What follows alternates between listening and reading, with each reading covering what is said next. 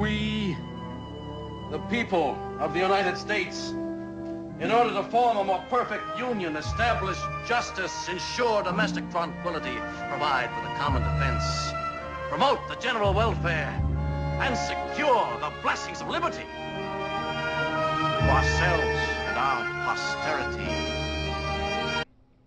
Posterity is a word in the Constitution that none of the constitutionalists on TV will ever talk about.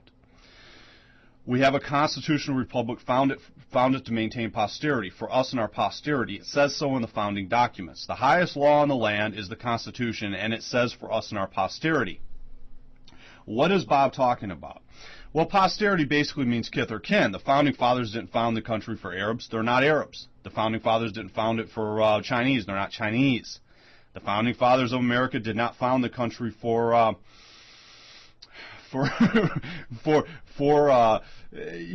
Africans. They're not Africans. This is just common sense. Were Africans allowed to vote? No. It's a constitutional republic founded to maintain posterity. Posterity means kith or kin. Now, you could argue whether it should have been just Northern European. They have these arguments, but you can't really argue that it was founded for non-Europeans. Well, what happens if you have a constitutional republic founded to maintain posterity? In 1965, America was 90% Indo-European. Right now, by the way, China is 90% Chinese. The Chinese are not 100% Chinese, or 90% Chinese, or 91%. China is basically as Chinese as America was European in 1965.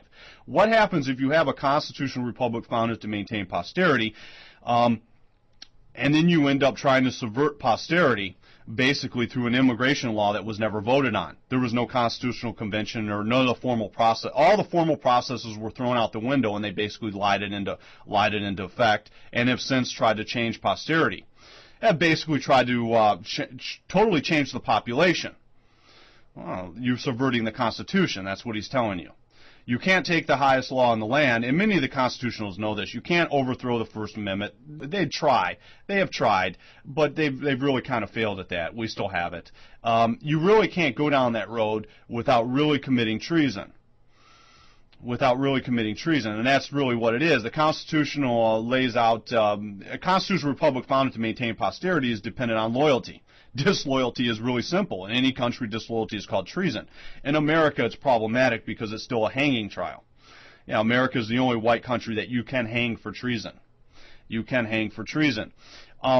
So when it comes to the constitutionalists, they always talk about the First Amendment, the Second Amendment, all these different things that are unconstitutional, or things that people are trying that are unconstitutional, and they're actually right, or different attempts to subvert the Constitution. But what Bob is telling you, pointing out the obvious, he's telling you where you have them is not in any of those things. Any of those things would be a trial, and maybe on a given day and the given political platform, you could do some stuff and say they tried to subvert gun rights. But what they've tried to subvert is the Constitution as a whole by subverting posterity. They've tried to change posterity. They've tried to change the actual founding gene pool. They've denied the founding gene pool, the Indo-European gene pool.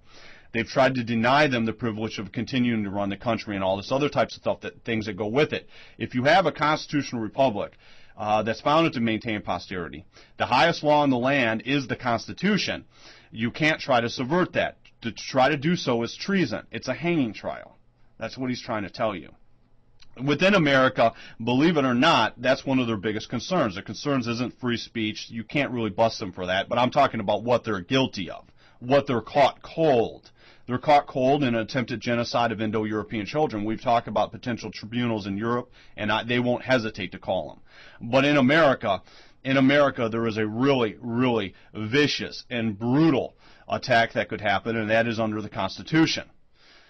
Because under the right political circumstances, it is, depending on who you talk to, it's a trial or a tribunal. You cannot commit that type of, you can't try to overthrow the Constitution. You just can't do that. It doesn't matter what type of Masonic fraternity you belong to, or what type of banking, how much money your family has, you just can't go there. Because if you don't succeed in some perfect multiracial republic in 2050, if you don't succeed in rearranging things, if you fail, it's a hanging trial. It's just like wiping out Indo-European children. If you want to go down that road, once you commit yourself, you better succeed. Because if you don't succeed, you're in a tribunal. Someone's going to be wise enough to throw you into a loop you're not going to get out of. My enemy has more enemies than you can imagine, and most of them are non-white, believe